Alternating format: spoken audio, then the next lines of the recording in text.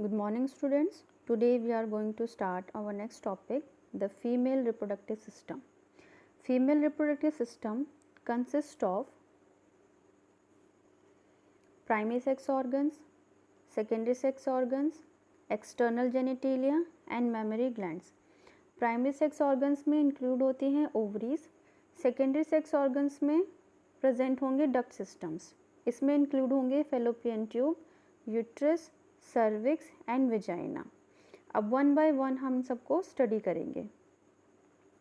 So now start with primary sex organ that is ovaries. Ovaries produce करती हैं female gamete ovum को. इसके साथ साथ कुछ स्टेरॉइड हार्मोन्स हैं, उनको भी ओवरी क्या करेगी, प्रोड्यूस करेगी. ओवरी की जो लोकेशन होती है वो लोअर एब्डोमेन होती है. लोअर एब्डोमेन में ओवरीज प्रेजेंट होती हैं. इनकी जो लेंथ होती है अबाउट 2 to 4 सेंटीमीटर होती है और ये कनेक्टेड होती हैं पेल्विक वॉल और यूट्रस से लिगामेंट्स के थ्रू. और ये कवर्ड होती है एक थिन लेयर से जिसे हम कहते हैं एपिथेलियम. एपिथेलियम से कवर्ड होती है. एनक्लोज्ड होता है ओवेरियन स्ट्रोमा. ओवेरियन स्ट्रोमा को डिवाइड किया गया है 2 जोन्स में. First is peripheral cortex and second is inner medulla. इन सबको हम डायग्राम से स्टडी करते हैं. This is the diagram of ovary.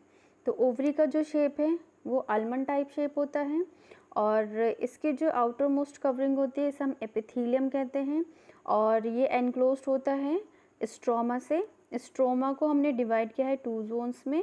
First is cortex and second is medulla.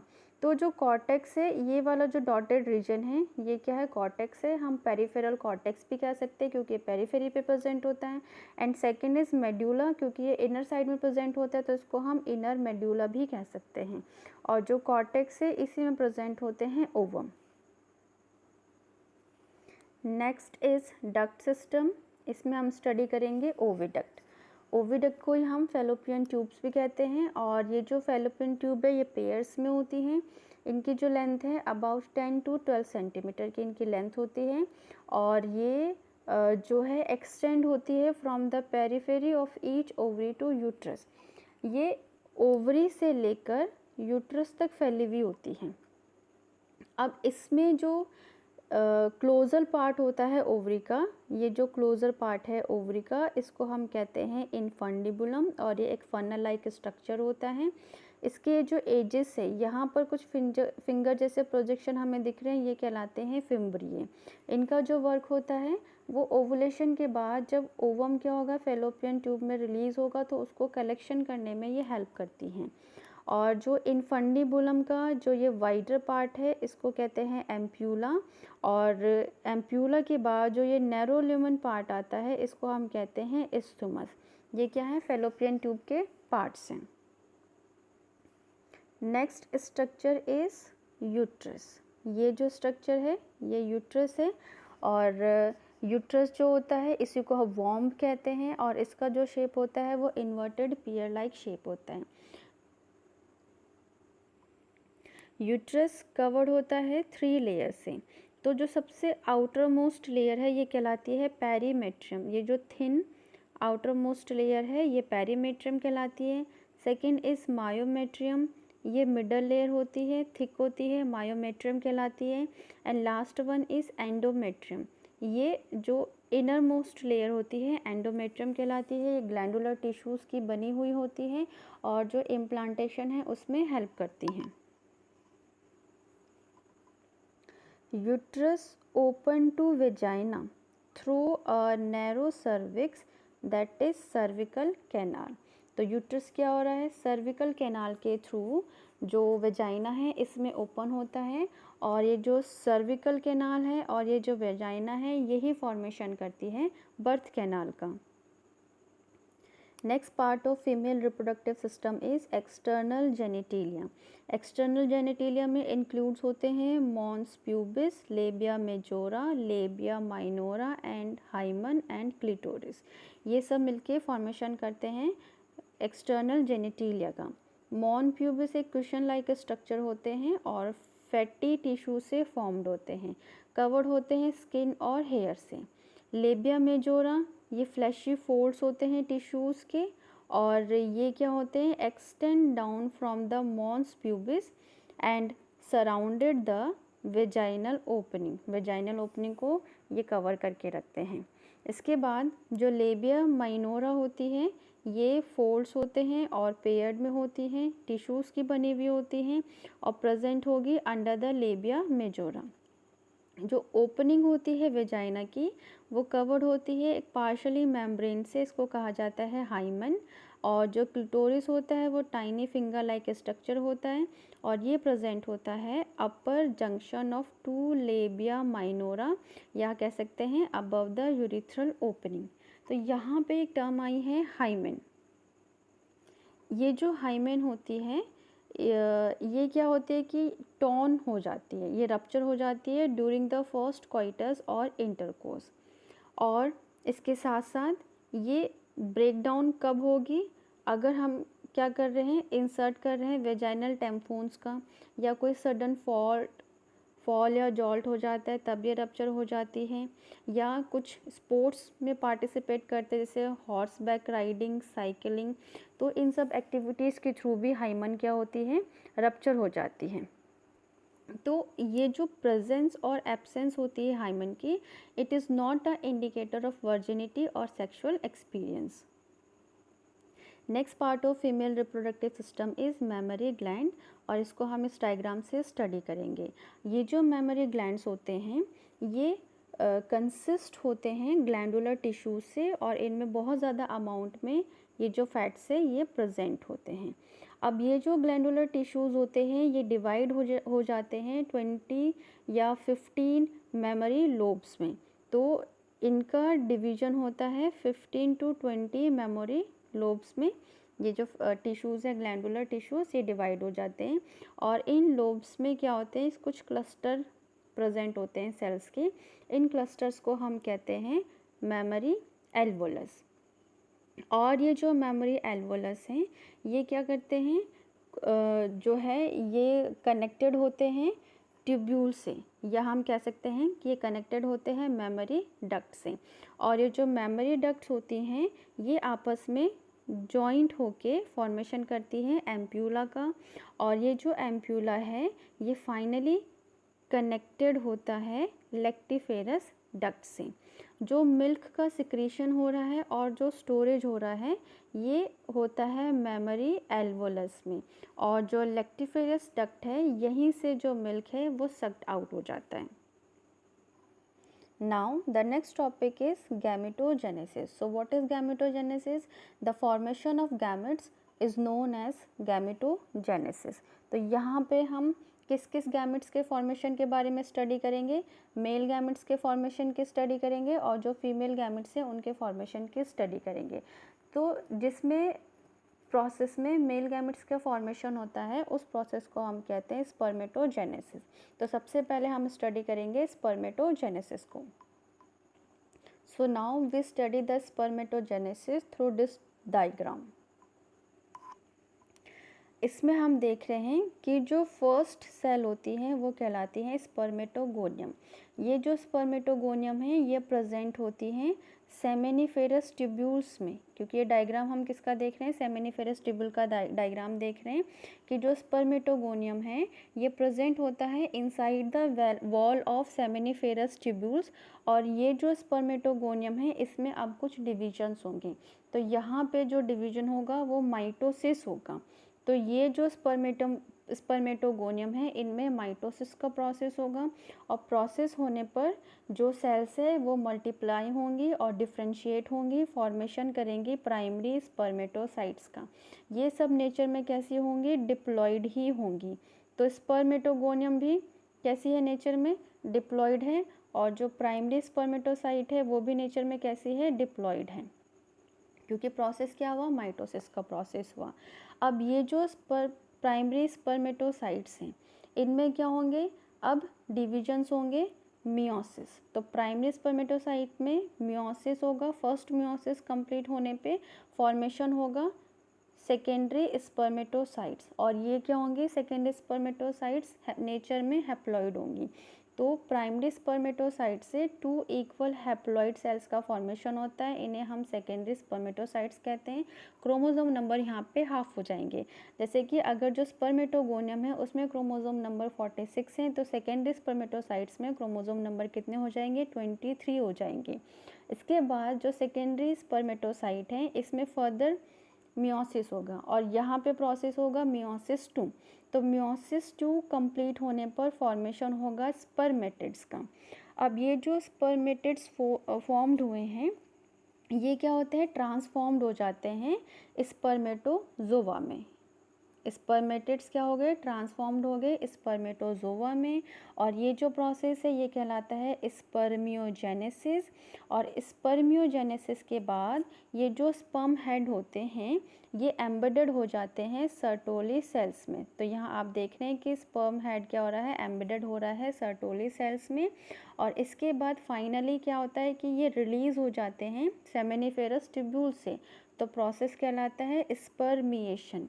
अब इस कंप्लीट प्रोसेस को हम एक सिस्टमेटिक डायग्राम से रिप्रेजेंट करेंगे।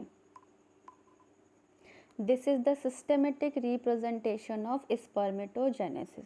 तो अब सेमिनिफेरस ट्यूब्यूल्स में क्या हो रहा है कि ये जो स्पर्मेटोगोनिया है नेचर में कैसे हैं, डिप्लॉइड। तो इन स्पर्मेटोगोनिया में माइटोसिस का प्रोसेस होगा और फॉर्मेशन होगा सेल्स का। नेचर में ये भी कैसी होंगी, डिप्लॉइड ही होंगी। और फिर फर्दर माइटोसिस प्रोसेस होते जा रहे हैं और सेल्स क्या हो रही हैं, मल्टीप्लाई होती चली जा रही हैं। तो इतने जो इसके ये फेसेस हो रहे हैं ये क्या कहलाएंगे, मल्टीप्लिकेशन फेस कहलाएंगे। सबकी प्लॉइडी सेम ही रहेंगी, सब नेचर में डिप्लॉइड ही रहेंगी। अब इनमें डिफ्रेंशिएशन होगा और डिफ्रेंशिएशन होने पर ये क्या फॉर्म करेंगी, प्राइमरी स्पर्मेटोसाइट्स का फॉर्मेशन करेगी। नेचर में ये डिप्लॉइड ही होंगी। अब इन प्राइमरी स्पर्मेटोसाइट्स में क्या होंगे, मियोसिस के प्रोसेस होंगे। तो यहाँ पर फर्स्ट मियोसिस होगा और फॉर्मेशन होगा 2 हैप्लॉइड सेल्स का। ये जो 2 हैप्लॉइड सेल्स है इनको कहेंगे सेकेंडरी स्पर्मेटोसाइट। ये नेचर में हैप्लॉइड होगी और इतना ये जो फेस है ये कहलाएगा ग्रोथ फेस।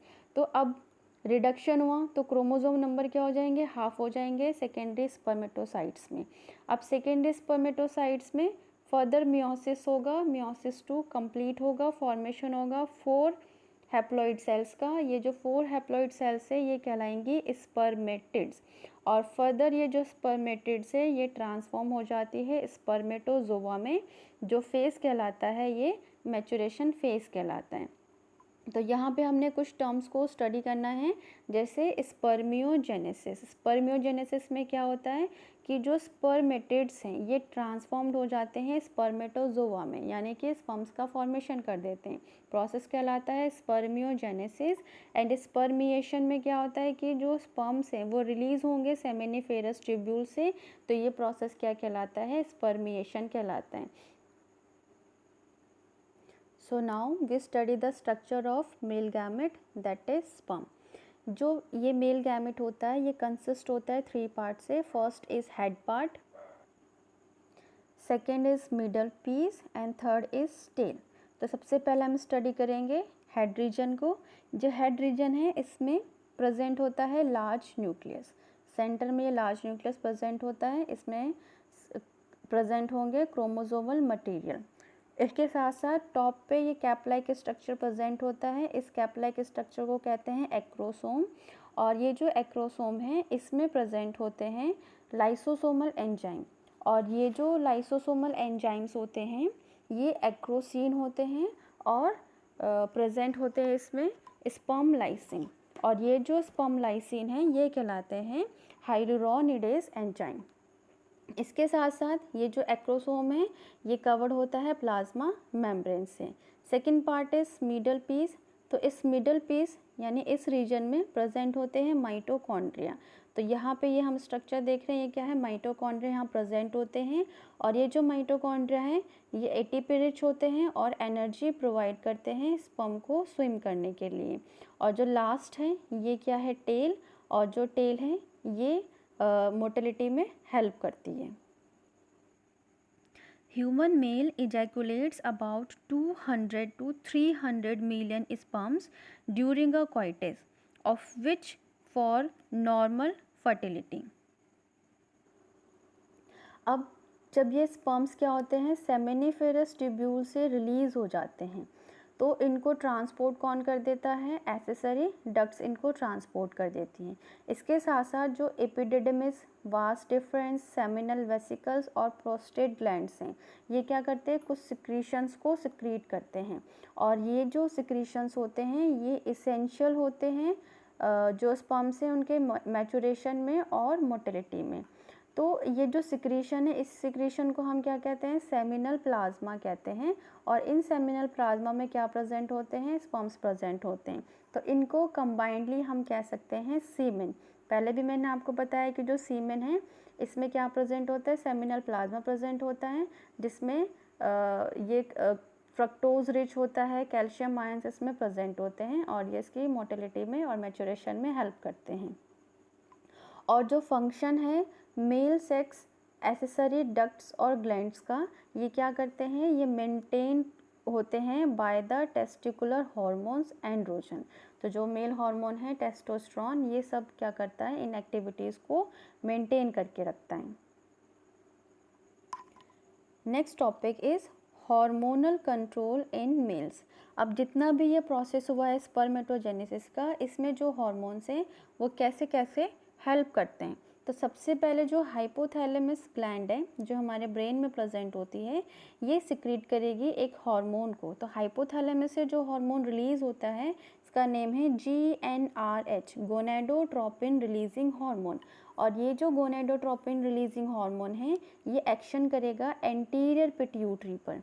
और जब ये एंटीरियर पिट्यूटरी पर एक्शन करता है तो ये एंटीरियर पिट्यूटरी को स्टिमुलेट कर देता है।